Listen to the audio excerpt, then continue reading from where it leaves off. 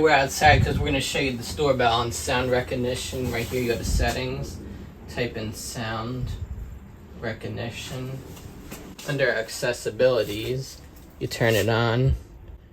It's refreshing, it's taking a second. Sounds, and then we want doorbell. Let's see, we're doorbell, we want to turn that on.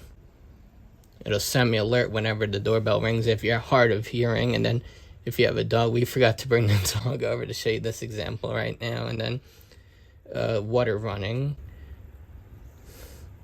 And then let's see, we'll try coughing too, I guess. I guess if you have COVID and you don't want to be coughed on or something, I don't know. Okay, we're going to show you the doorbell. And you can see I just got an alert. We tried it a few minutes ago, but we weren't recording. You can see it doesn't show you. It's like a personal privacy thing, like a text message. Nobody else could read. But then when I put my face up to it, hold on. Now it'll show me the message. It's like a secret message. Once I put my face recognition, it'll show me, but nobody else could read this message without my face up to the screen. Okay, right here we're gonna try the coughing feature. I didn't get an alert. And then we're gonna try the water right here. This one didn't work. And try flushing the toilet. That's water running now. I'm only getting the doorbell, I didn't get the water running. Any second now we're gonna get a phone call. We're gonna show you this next feature. If you're getting a phone call and you're in the middle of like Facebook or checking the weather email, you can dismiss it right here. You just swipe up. And you could see right there, it's now on the top, and then you could just scroll through whatever else you were doing, your Facebook, your weather, emails, and you could just let the phone ring. Before, it preempted the whole screen, and then you could tap on it, and then you could either accept it or decline it, or just swipe back up to the home screen. You could see it's still ringing. I think it's 7 rings, and then it's going to go to voicemail. Okay. To turn that feature on, to have the name called when you get a phone call, you go to search, you type in phone, and there it is, announce calls. And then right there, I have it on always. Right here in text messages, to pin somebody, this is a new feature. Instead of having them down here, right here, you hit edit pins, and then you can put them to the top. So we'll put me on the top, and then you could see we'll add somebody else. I blurred out their name. They start with an A also, and then we'll put mom on the top. There you could see done, and now my favorites are on the top, and you can see there's all the favorites. There's more favorites, but I'm just giving you a preview. And then you could change and then you go to edit, and then you edit pictures. You could add whatever feature you want, so you can make it a toilet, and then you could change the background to yellow, or you can make it ice cream. You have to get rid of the other one first. Oh, since I like weather, we'll make it storm. And then you could see you could change, and now it should change from the plunger to the storm. Refresh it, and then now you could see I changed it. And then also, if you scroll up, you could also search for a message, and you can hit conversations for all, and then you could see all the things that came up, and then the links. And then right over here, if you get a couple of pictures right over here, there's 4. You could open them like that and see all the pictures of the microwave, or you could just scroll and then just scroll back. Right here we're in calendars, and you could see it starts from Sunday to Saturday on the Gregorian calendar, but there's a way to change it. Like most people, they think of a new work week from Monday to Friday, and then Saturday and Sunday are the same week, and then Monday starts over. So search calendar, but I went into here, Apple ID, iCloud. It's not the first one. You have to scroll down all the way to this one until you see the calendar icon, and then you go to start day, start week on. Right now it's on Sunday, which is United States default, but you could change it to Monday. It'll mess you up. You'll be all confused if you looked at a home calendar or at school or at work and they have a different kind of count, the normal calendar, and then you look at your phone and 13th is a Monday, but it's actually, you have it on your phone as where Sunday used to be, which will be confusing, so it's not really good to change it. Right there you could see it just changed right over there. You didn't see it before, but you could see now on the widget it's Monday through Friday, and then Saturday and Sunday are at the end. Okay, and right here we're looking for a random location right here, and it's 1:30 right now, so generally an hour would be 2:30, so really 2:40 if you add a few minutes of traffic. So instead of getting there 2:40 right now to leave right now, if you say you want to get there 3, you could say leaving now. Right now, you could see leaving now, or you could hit you want to get there at 3 o'clock.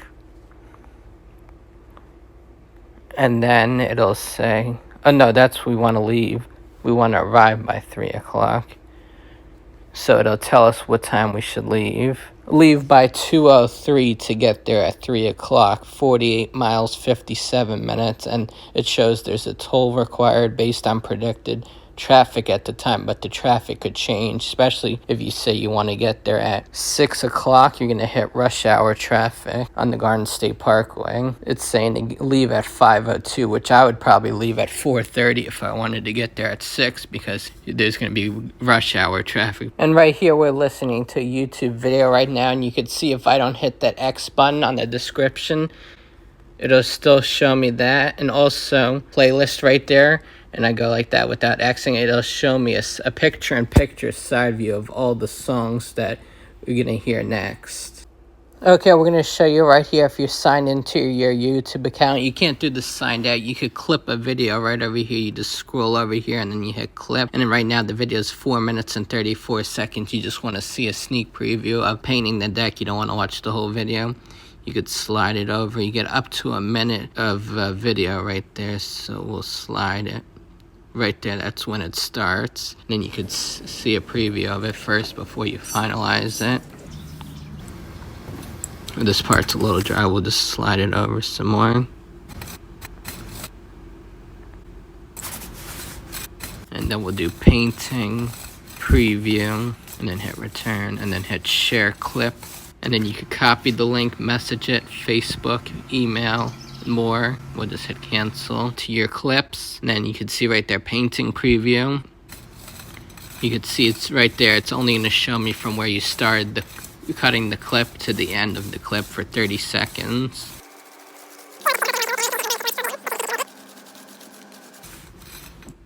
And then right there, it just looped it around. Now you can hit watch full video. Now you could scroll from the beginning to the middle, and then you could scroll to the end. It looks really nice. From one restaurant to the other on this road right here, 29-minute bike ride, and you could see right there, this is the main feature I wanted to show you. You could see you're going to go up, you're going to go down, and then slightly up, then down, and then you're going to go up a steep hill right there, so you could see a 250-foot climb. And right here, if you want to avoid hills, you go like that. Let's see, avoid busy road. They'll give you a suggested road. Right here, we're looking at this package on the camera right over here, and you can see those lines came up. The yellow lines, you just tap the bottom right. It's like 4 corners with lines. You tap on it. It'll say 40 adhesive bandages, one size, and then we'll start from the end. You could share it, translate it.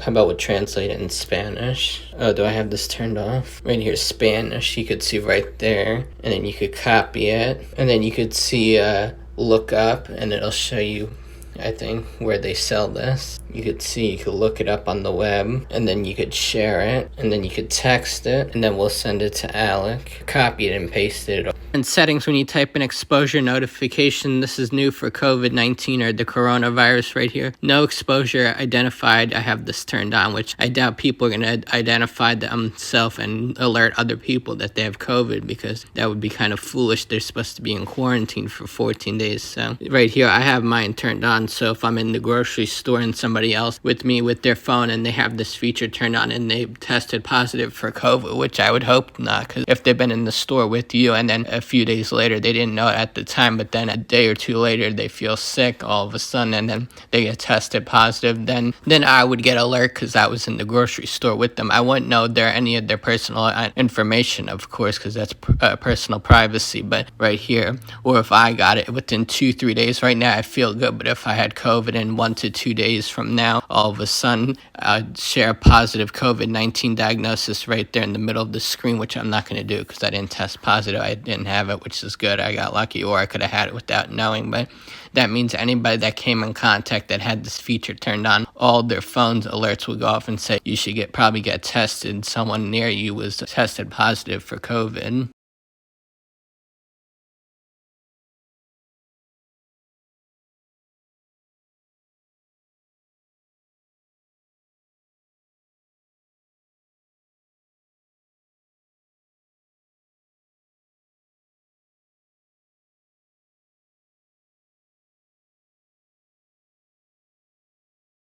here on Waze.